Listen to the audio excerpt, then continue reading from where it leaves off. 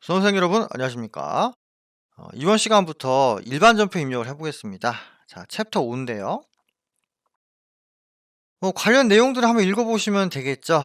일단 제가 하는 걸 좀 따라 해보시면 금방 숙지가 되실 겁니다. 일단 전표 입력은요, 크게 일반 전표 입력, 메인 매출 전표 입력 두 가지로 나뉘어져 있습니다. 일단 부가세와 관련이 있는 거는 메인 매출 전표 입력 쪽에 입력하고요. 부가세와 관련이 없다면은 일반 전표 입력 메뉴에 붕괴를 추가하면 됩니다. 실기 2번이 일반 전표고 실기 3번이 메인 매출이죠. 그래서 연속적으로 이렇게 쭉 강의를 하도록 하겠는데요. 무엇보다 붕괴 내용을 알아야 돼. 그죠? 프로그램에 대한 기능 자체는 크게 어려운 게 없어요. 문제가 나왔을 때 붕괴를 어떻게 하느냐, 이게 중요하죠. 그래서 제가 누누이 이론 시간에 얘기를 드리는데 이론을 잘 알아야 실기를 할 수 있다, 이렇게 말씀드리잖아요. 이론을 모르면은 전표 입력을 할 수가 없어요. 그렇기 때문에 여러분들이 기본적인 이론사항을 잘 학습을 하셔야 된다, 이거죠. 그러면 일반 전표 입력을 눌러서 기능들에 대해서 잠깐 이야기 드리겠습니다. 보시면 일반 전표 입력 메뉴 나오죠. 처음에 이쪽에 날짜 입력하고요. 그 다음에 구분은 차변 대변입니다. 계정 과목 코드 입력하고요. 거래처 코드 입력하고 차변 대변에 금액 넣으면 돼요. 전산회계 2급 공부하신 분들은 아마 익숙할 거예요. 기능이 거의 비슷하거든요. 예. 자, 그럼 저희가 한번 해보죠. 그리고 추가 기능도 있는데 추가 기능은 상황 봐서 제가 한번 써보는 걸로 하고요. 날짜를 잘못 입력했을 때 그 일자를 바꾸는 기능은 한번 봐두시는 게 나쁘진 않을 것 같습니다. 그 다음에 자주 나오는 계정 코드 암기하셔야죠. 사실 안 해도 되는데 암기를 해야 좀 여러분들이 뭐라 해야 될까요? 붕괴를 빨리 할 수 있어요. 그래 시간을 절약해가지고 그 이론 문제에 집중할 수 있는 거예요. 저희 이론 문제 15개 나오고 실기 나오잖아요. 이론이 30점, 실기가 70점이란 말이에요. 실기를 빨리 해야 이론을 한 문제라도 더 풀 수가 있단 말이죠. 그러려면은 실기 문제 풀 때 좀 더 효율적이고 빨리 할 수 있는 방법을 여러분들이 모색을 해야 되는데 제일 좋은 게 계정 코드를 암기하는 겁니다. 그렇다고 모든 걸 다 암기할 수는 없고요. 시험에 자주 나오는 거, 현금, 당좌예금, 보통예금, 외상매출금, 바들어음, 전산회계 1급은 원재료거든요. 예, 원재료, 외상매입금, 지급원, 미지급금, 제품 매출. 한 10개 정도만 코드를 좀 암기하시면 좋겠습니다. 그래서 자주 나오는 계정 코드 해가지고 그거 암기하라고 제가 써놨죠. 안 해도 상관없는데 암기하면 더 좋다. 그 다음에 주의하실 거, 거래처를 입력해야 되는 채권 채무 코드 있죠. 이거 외우셔야 됩니다. 시험에서 채권 채무가 나왔는데 거래처 코드 입력 안 하면은 점수가 나오지 않습니다. 예. 그래서 이것도 짬짬이 보면서 암기하시고요. 그 다음에 가지급금, 가수금, 임차보증금, 임대보증금이 있는데 거래처가 없으면 입력하실 필요가 없고요. 거래처가 있으면은 입력을 해야 됩니다.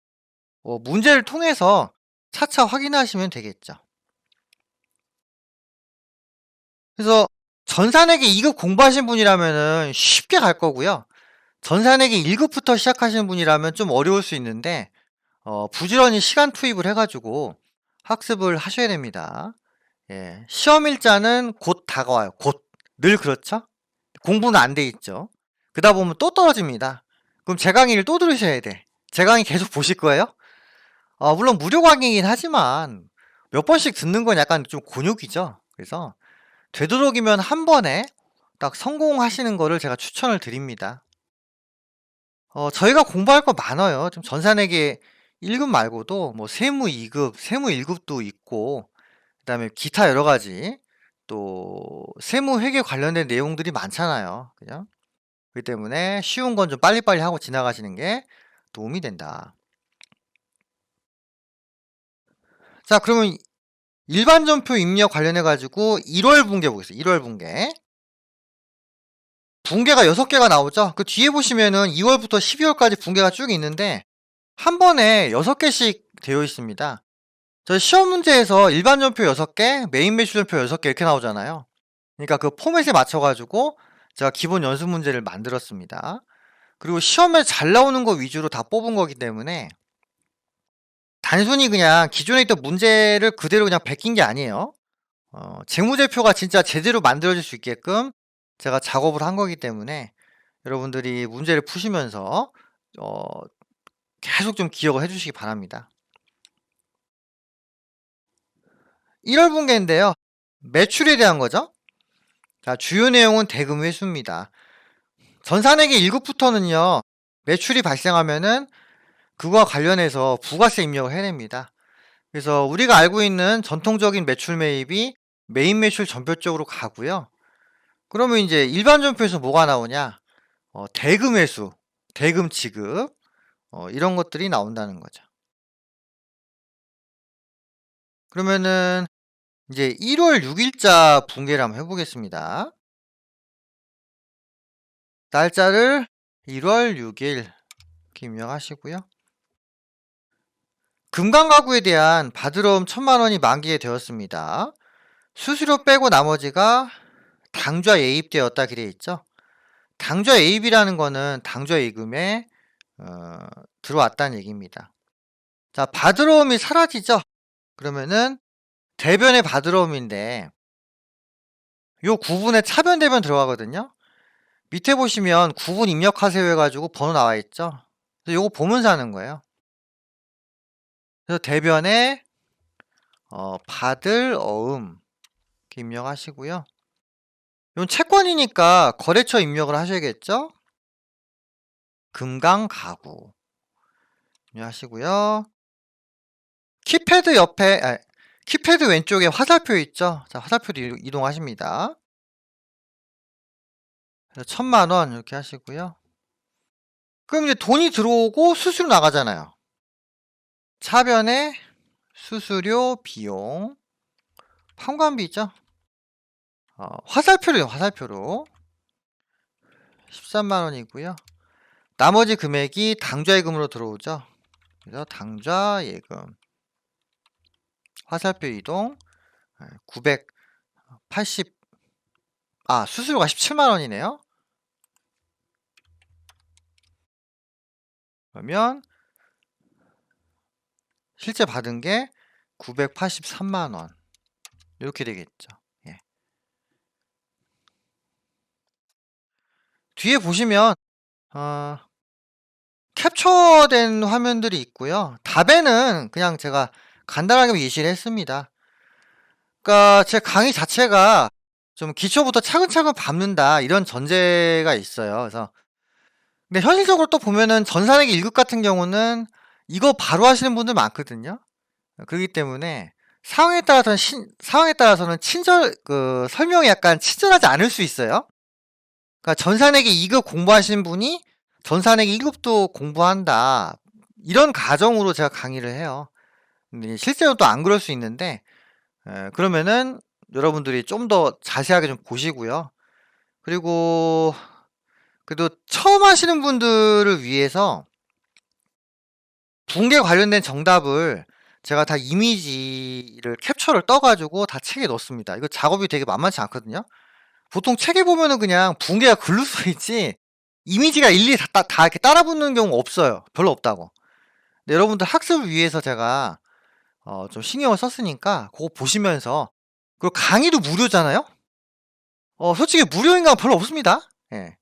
그리고 이렇게 퀄리티가 좋은 무료 인강도 그렇게 많지가 않아 생각보다. 그렇기 때문에 여러분들이 잘 보고 따라해 주시면은 책에 약간 부족한 부분이 있어도 충분히 대응이 될 거라는 거죠. 그래서 1월 분계는 이렇게 하시면 됩니다. 그 엔터 치고 지나가면 되고요. 그래서 결론적으로는 받으러 없어진다. 대변. 수수료 뺀 나머지가 당좌예금으로 들어온다. 차변에게 붕괴를 하는 거죠. 자, 두 번째. 자, 1월 9일 보십니다. 대강에 대한 외상매출금 1000만원 중 300만원 현금 받고 나머지는 보통예금을 받았다. 이렇게 돼 있죠. 외상매출금이 사라져요. 그럼 대변이죠. 대변에 외상매출금 이렇게 하시고요. 거래처는 대강이죠. 1000만원. 그 차변에 현금 받았죠. 자, 현금 이렇게 하시고 300만원이고요. 그럼 나머지 보통예금 받은 게 700만원이죠. 차변에 보통예금 700만원. 이런 식으로 회계 처리가 됩니다. 뭐 크게 어렵지 않죠? 예, 넘어갈게요. 세 번째. 자, 1월 13일인데요. 외상매출금 3천만원 중에 800만원 현금 받고 1000만원은 보통예금이 입금되었고 나머지는 어음으로 받았습니다.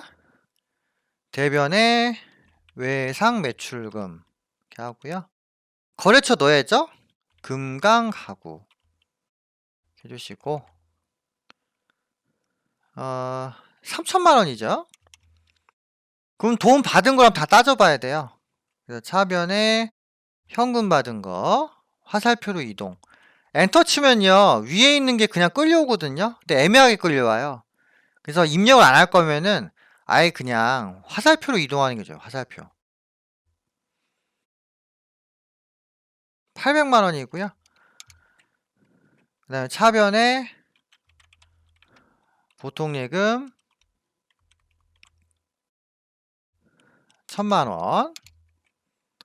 그리고 차변에 나머지는 어음이죠. 받으러 음 하고 얘는 거래처 넣어야죠. 위에 금강가구. 거래처 입력하실 때 코드를 입력하셔야 돼요. 코드. 금강가구를 그냥 글자로 치면 안 됩니다. 예, 컴퓨터는 보통 숫자로 다 이렇게 자료 인식하잖아요. 그래서 거래처 코드를 입력을 하셔야 되고요. 그 다음에 나머지 1200 이렇게 하고 붕괴가 끝나죠. 밑에 다 확인됩니다. 자, 이렇게 해서 회계 처리가 다음과 같이 마무리됐어요. 자, 그 다음에 1월 16일인데요. 매출거래처 대강에 제품 외상대금 320만원을 회수를 했는데 약정기일보다 10일 빠르게 회수해가지고 2%를 할인, 2%. 이렇게 할인해주는 거를 매출 할인이라고 그러죠. 매출 할인은 차변에 들어오잖아요. 그죠? 그래서 나머지를 뭐 보통예금 계좌로 입금을 받았다 이렇게 돼 있죠. 대변에 외상매출금 이렇게 하시고요.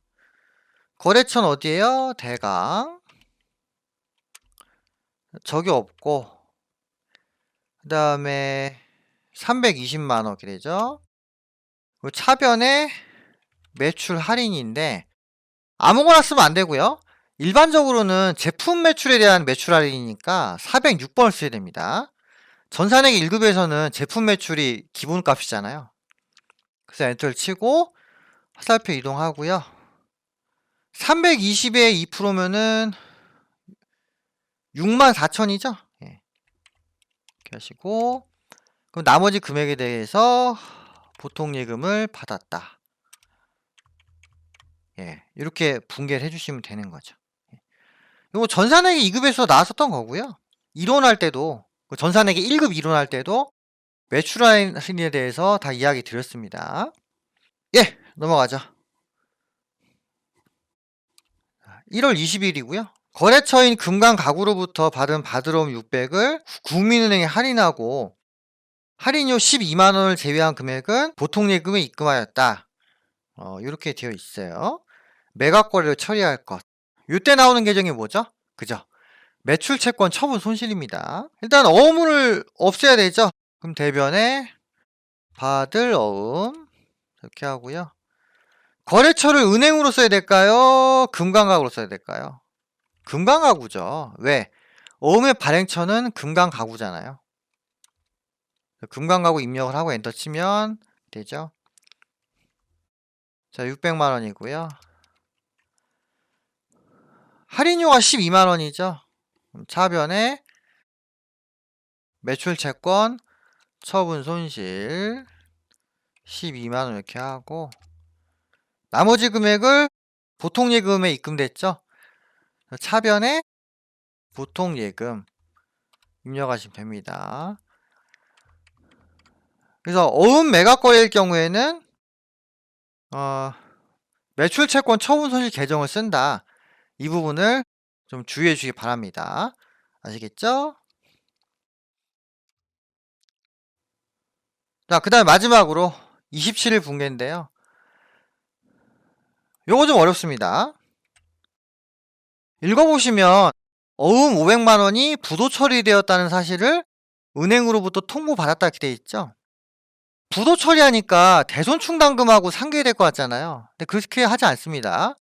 부도일 때는 부도오음과 수표라는 계정을 써요. 근데 이게 이제 상황에 따라서는 부도오음이라고 할 수도 있는데 일반적으로는 부도오음과 수표로 하고요. 그래서 부도 처리되면은 부도오음과 수표로 그 계정을 바꿔주고요. 대손 처리되었다. 돈을 받지 못하였다. 이런 내용이 나오면은 그때 대손충당금과 채권을 상계를 하는 거예요. 자, 그래서 27일 분괴 다음과 같습니다. 자, 받을 어음 날라가죠? 대변에 받을 어음이고요. 거래처는 금강가구죠? 금액은 500만 원이고 자, 차변에 뭘 쓰냐면은 부도 어음과 수표 이렇게 씁니다. 그 얘도 채권이잖아요. 상태가 안 좋지만 채권이에요. 그래서 거래처를 반드시 써야 된다. 네, 이런 식으로 회계 처리하십니다. 차변에 대손충당금을 바로 쓰면 안 돼요. 네, 대손이 되었다는 그 언급이 나와야 됩니다. 그냥 부도처리 이렇게 하면은 부도음과 수표를 쓰는 게 더 좋죠. 자, 이렇게 해서 1월 분괴 했고요. 정답에는 그냥 계정만 제가 실었어요. 뭐 거래처 입력하는 건 다 알 거니까. 물론 전산회계 1급 처음 공부하신 분은 좀 모를 수도 있는데 그 뒤에 캡처만 보면 다 알 수 있잖아요. 그죠? 그래서 이런 부분을 좀 여러분들이 주의를 해주시면 좋을 것 같다 이거죠. 그럼 마지막으로 1월 분괴 한번 확인해보고 마치겠습니다. 일자 안 넣고 월만 입력하면은 그 1개월치 분괴를 다 확인할 수 있죠. 그래서 칸을 좀 늘려가지고 보면은 이게 되고요. 분괴장을 통해서 조회할 수도 있는데 그건 좀 나중에 한번 볼게요. 나중에. 그래서 첫 번째 분괴 맞고 두 번째 분괴, 세 번째 분괴, 네 번째, 다섯 번째, 여섯 번째 다 맞죠? 예. 그리고 분괴할 때요. 꼭 차변을 먼저 입력할 필요는 없어요. 대변을 먼저 해도 되고요. 분괴 세트 자체가 다 맞으면 돼. 프로그램에서 그거는 다 알아서 해결해 주니까 꼭 무조건 차변부터 먼저 입력할 필요는 없어요. 이제 우리가 이제 이론적으로 봤을 때는 보통 차변이 먼저 나오니까 그냥 습관적으로 차변에 뭐 대변에 뭐 이렇게 하지만은 회계 프로그램은 좀 더 자유롭게 분괴를 인식을 한다는 거 기억을 해 주시기 바랍니다. 예, 그럼 여러분들 요거 한번 연습해 보시고요. 다음 시간에는 2월 분괴할 텐데 2월 분괴는 대금 지급에 대한 겁니다. 그래서 외상매입금이나 지급어음이 어떻게 지급되는가 그걸 좀 학습을 하실게요. 그리고 제가 초반에는 그냥 계정 과목을 입력을 할 텐데 나중에 시간 지나가면 계정 코드를 직접 입력할 겁니다. 그렇기 때문에 여러분들이 그 일반전표 입력 설명에 나와 있는 자주 나오는 계정 코드 10개 있죠? 그걸 여러분들 좀 암기를 해주세요. 코드로 입력하는 게 훨씬 빠릅니다. 아시겠죠? 그래서 제가 초반에는 좀 천천히 할 건데 시간이 지나가면은 좀 빨리 할 거예요. 그럼 여러분들이 빨리빨리 좀 따라와 주시면서 분계 연습을 좀 잘 하셔야겠죠. 예, 여기까지 하도록 하겠습니다. 수고하셨고요. 다음 강의 때 뵙도록 하겠습니다.